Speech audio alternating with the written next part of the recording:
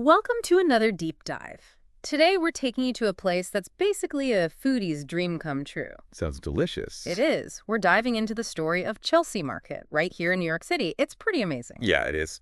So we'll uncover the history of this place, from its kind of rough and tumble beginnings to the impact it's had, both good and bad, on the neighborhood. Should be interesting. And get this, we'll even discover how the Food Network is kind of woven into the whole story of Chelsea Market. Plus, we'll touch on that whole controversial thing about them wanting to expand it. Okay, so where do we even start? Well, what's really interesting is that Chelsea Market, believe it or not, wasn't always about gourmet food and all that. Really? Yeah, it was actually, get this, a Nabisco factory. The Nabisco factory? Yeah. No kidding. So we're talking Oreos, Fig Newtons, all that stuff was made right here. Imagine the smell back then. Oh, wow. I can only imagine the smell of fresh cookies.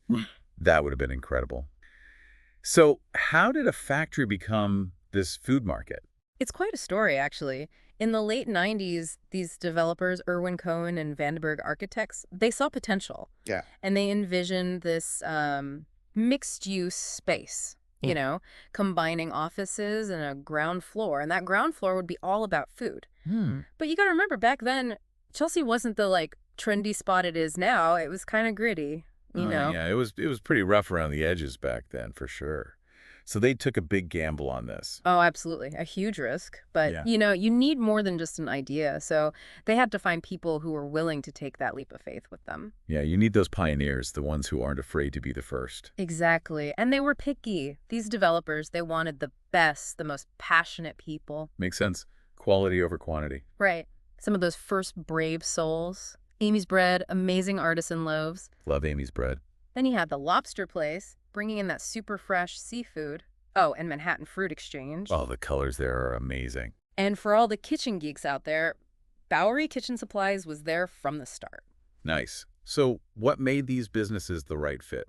I think they all had a few things in common. That dedication to their craft, a focus on quality, real passion. Makes sense. It set the tone for the whole market. Totally. Take Amy's Bread, for instance. They didn't just sell bread, they turned it into an experience. Picture this. A big display showing the whole process of making bread. Flour to loaf. Right there for everyone to see. Oh, I've seen that. It's mesmerizing. It really highlights the craft. Right, it's those little things that make a difference. Now, speaking of things that made a difference, did you know the Food Network played a big role in all this? Really? The Food Network? How so? They became a tenant. And it wasn't just about renting office space, it was a statement. Okay. I mean, this is the Food Network, right? Their presence legitimized the whole concept of Chelsea Market as a food destination. Yeah, it put Chelsea Market on the map for food lovers. Big time. It attracted food enthusiasts from all over. It was like getting a stamp of approval from, the culinary royalty, I get it. It elevated the whole thing. Did it affect the other vendors that came in? Definitely. It created this buzz, this energy. Suddenly, Chelsea Market wasn't a gamble. It was the place to be if you were in the food business. And it wasn't just food. Other media companies started moving into, like MLB.com and NY1. Interesting. So it became a media hub as well as a food paradise? Exactly. So you have this amazing mix of vision, risk-taking vendors, and that star power from the Food Network. And boom, Chelsea Market takes off. That's a pretty cool story. And I'm guessing there's more to this story, this ecosystem you were talking about. Oh, yeah, we're just getting started. When we come back, we'll dive into the relationships between the vendors, the restaurants, this whole, mini farm-to-table system they have going on. Chelsea Market today, it's this cool mix of, those original businesses that took a chance and a bunch of exciting new places. You can still find Amy's Bread and a lobster place. I love that. Talk about staying power. Seriously, it shows how good they are. Yeah. And people keep coming back for more. It's like they've become part of what makes Chelsea Market, Chelsea Market. Totally. So what are some of the new spots that have popped up keeping things fresh? Oh, there are so many.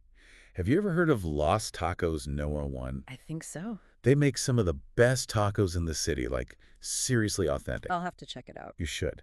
And if you have a sweet tooth, donuttery is a must. Their mini donuts are, let's just say you can't eat just one. Donuttery. I have heard good things. I might have to try that. So it seems like Chelsea Market has found this balance between its past and looking ahead, trying new things. Yeah, they've done a great job. It shows how strong that original vision was Mm-hmm. and how dedicated the people running those businesses are.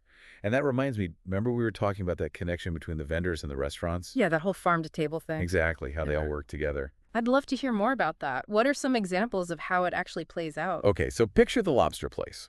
We talked about them. Yeah. They don't just sell seafood to, like, regular shoppers. They supply a lot of the restaurants in the market with their fresh catches. Oh, wow. Yeah. So you could be eating a lobster roll at a restaurant, and that lobster might have been swimming in a tank at the lobster place just hours before. That's so cool. It really connects everything. Right. Fresh ingredients, Duh. direct from the source, everyone wins. And it's not just seafood. No. A lot of the vendors at Chelsea Market are all about local, artisanal products, things made in small batches, really high quality. And they change things up based on what's in season. I like that. It's like this community inside a community all working together. It's more than just a place to buy food. It's an experience. But, we can't forget about that whole expansion thing. It caused some drama. Oh, yeah, the whole tower they wanted to build. That definitely stirred things up and made everyone think about how cities change and what's important to protect. Yeah, it's tricky. You want progress, but you don't want to lose what makes a place unique. Right. So for the expansion, people who were for it said it would bring jobs and money to the area. That makes sense. And they thought it was just a natural step for a place that was doing well. Okay, but I bet some people weren't so happy about it. Yeah. Others were worried about more traffic, not enough parking, and just the streets getting too crowded. That's understandable. And they didn't want the new building to, like, overshadow the market, change the vibe. Yeah, that makes sense. Didn't they think it would affect the High Line too? That's right. People love the High Line.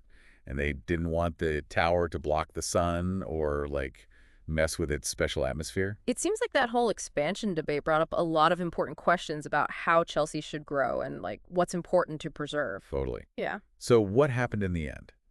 Well, a lot of people pushed back, the community board, even the borough president. And in the end, the developers dropped the whole plan. Yeah. It shows how much people cared about Chelsea Market and the neighborhood. Development can't just be about money. It has to respect the people who live there. I agree. But even though that expansion didn't happen, Chelsea Market still faces challenges, right? Things are always changing. Of course. One big thing is keeping that balance between being a popular tourist spot and a place where locals feel comfortable. Yeah, with so many tourists coming through, it must be tough to make sure everyone feels welcome. Definitely. So how are they dealing with that? Well, they're trying to support local businesses and get people involved in the community. They have events, workshops, things like that to showcase local artists and business owners. So they're really trying to stay true to their roots. That's good to hear. Yeah, it shows that they care about the community being at the heart of everything. That's really what makes Chelsea Market special. It's amazing, isn't it? When you think about how Chelsea Market went from, like, cookies to this whole food scene, it really shows how food brings people together. It's more than just what we eat, though, right? Yeah. It's tied to culture, how we express ourselves, our history. Think about those first vendors, like Amy's Bread or the Lobster Place. Yeah. They weren't just selling stuff. They were sharing their passions, their stories through food. It's like every bite tells a story. And in a city like New York with so many different cultures, that mix of food is incredible. Exactly. Chelsea Market, it's like a mini world tour of food, all in one place. Right. You've got tacos, Vietnamese pho, Italian pastries. It's an adventure for your taste buds. It really is. And it makes you think about places like Chelsea Market differently. They're not just about eating. They're about the soul of a city, Yeah, the people, the energy. But when we zoom out, Chelsea Market makes us ask some big questions about how cities should grow. Like what? Can you just copy and paste this model into other neighborhoods? Or is it unique to Chelsea? And how do you balance making money with keeping a neighborhood's character? Those are tough questions. Every city struggles with that. But Chelsea Market gives us a good example, right? Yeah. Shows one way to do it. How to be creative and still respect the community. It reminds us that it's not just about buildings. It's about people, connections, making a place better. Exactly. So, as we finish our deep dive into Chelsea Market, here's something to think about. Knowing how it's affected the neighborhood, both good and bad, do you think projects like this are good for other places?